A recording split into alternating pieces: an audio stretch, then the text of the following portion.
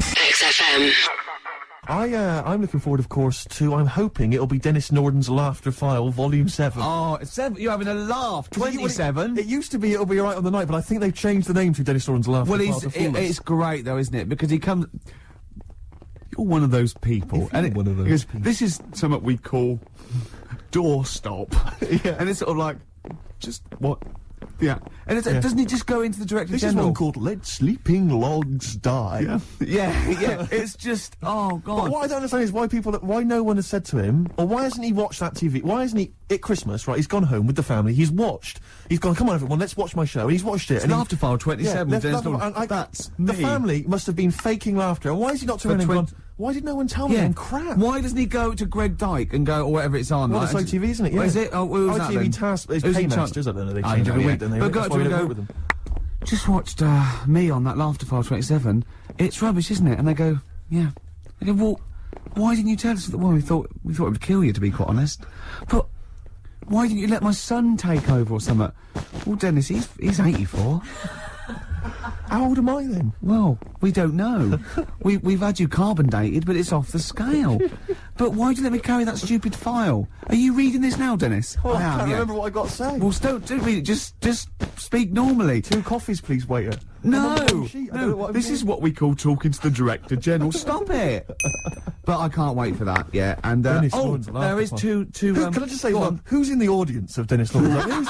Who's gone? Joan, I got 2 tickets for Laughter File. I can't believe I laughed. I've been on the internet. Because they're always they're cracking up, the people on that show. I've never laughed once. Maybe it was an audience that they filmed in 1973, where it was the first time they saw a goalkeeper get hit in the balls or something, or Jackie Charlton or something, or a dog fall off a slide. Well, it's either old people who just can't remember, they've already seen those clips 1,000 times before, or it's, I was always thinking of the people what's that show, Beadle used to do, You've Been Framed? I think now what's happening is, while Lisa Riley's doing all the scripted jokes, there's just someone stood behind her, maybe just showing a picture of her, like, nude, or in a bikini, or just pointing and just making jokes at her expense. Exactly, That's why they're laughing. He's lovely Lisa Riley off Emmerdale, of course. Fatty Riley. No, it's not fat. It might be Glenn, you don't know. It could be Glenn. No, just stop it.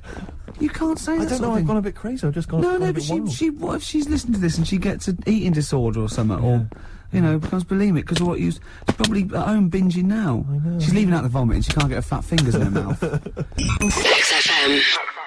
I do want to trial this new film quiz we've got, because it's I mean, I'm excited. I think it's the best competition we've come up with, to be quite honest. I mean, Karl, you agree, don't you?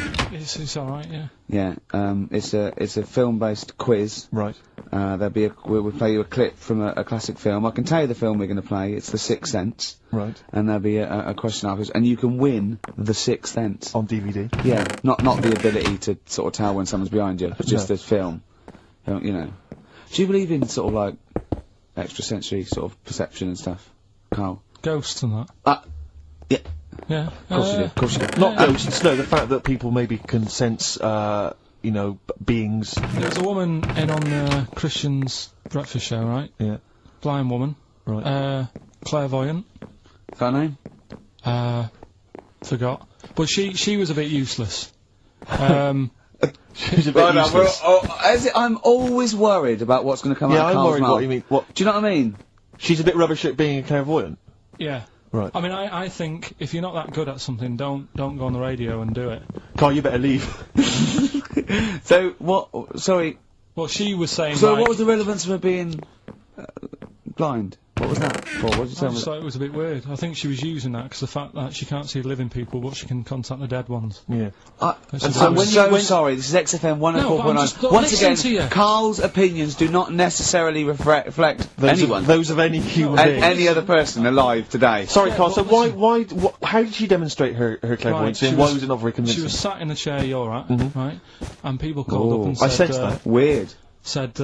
They called up and they said, right, can you have a word with me gran?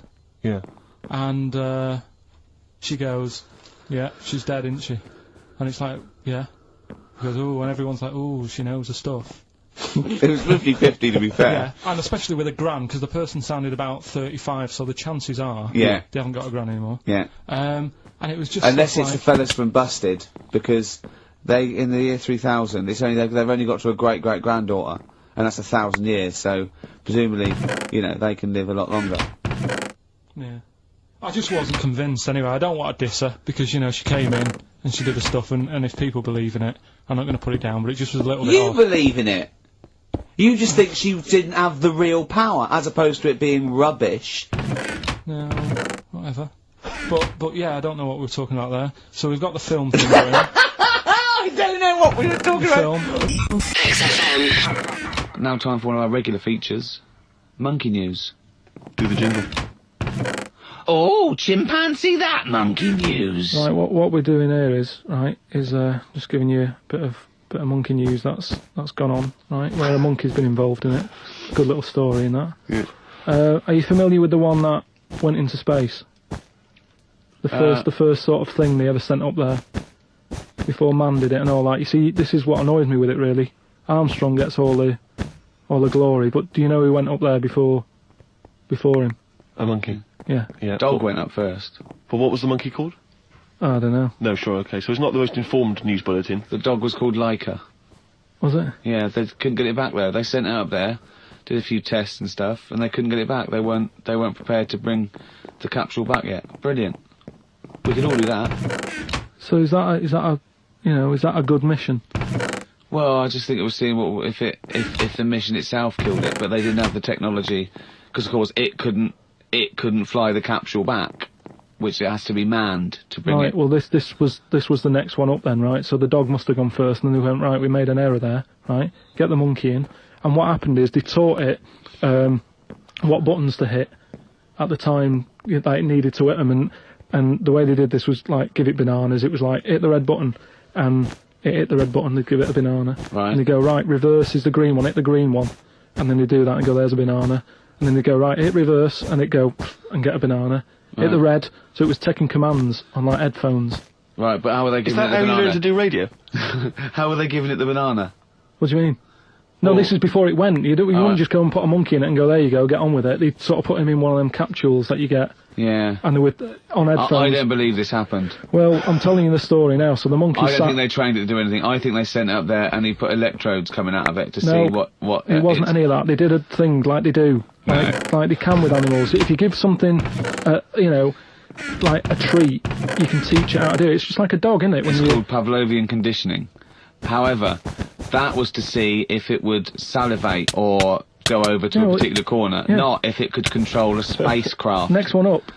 It's the next one up. As far as the monkey's not sat there going, oh, I'm a bit under pressure here, it's a rocket. All that's knowing is, I'm getting a banana if I hit that button. That's all the monkey's thinking about. They wouldn't put billions whatever. of space But dollars. how can they be sure that it's going to press the button at the right moment? Because it's got headphones on.